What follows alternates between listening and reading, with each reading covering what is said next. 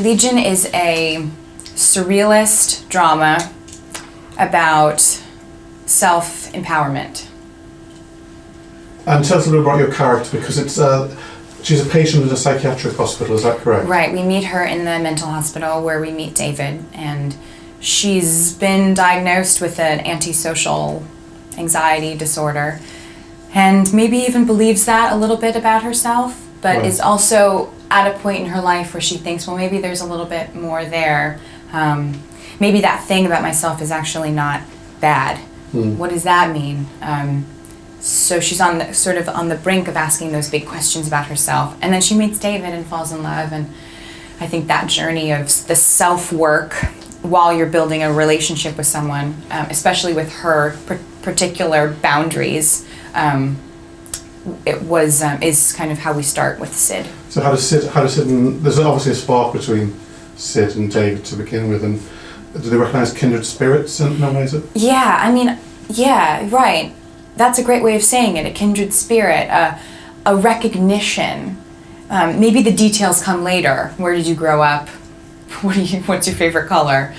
But that kind of connection of like, I think I understand you, or I know you, or I see something special in you, and so therefore maybe I can see that in myself, or that's kind of where their friendship, to me, really begins. And I read that you was trained in a little bit of martial arts before, which suggests it's kind of an all-action role. Can you tell us a little bit about that? Any interesting fight scenes or action scenes? Well, the particular kind of work that Noah asked me to do is capoeira, which is like a Brazilian martial arts.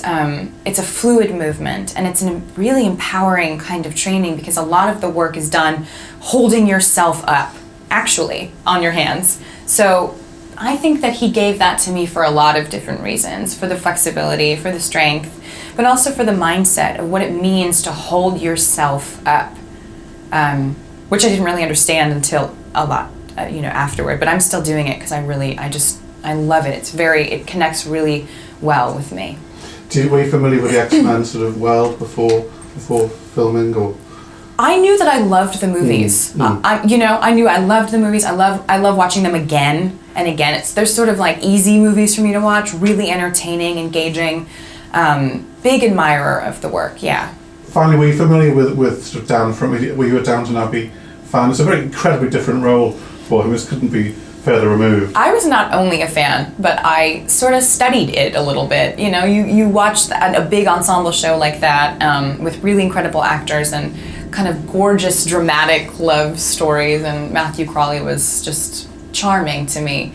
I was very, very intrigued when Noah said, I think it's going to be Dan Stevens. I was like, oh, what does that mean? That's amazing. I mean, what a cool choice for him, and what a talented actor. And not only that, but a really sensitive guy, like a really, he doesn't need to prove anything, so. Well, you were cast first, which is quite a compliment, obviously, to have a great faith in your abilities. Yeah.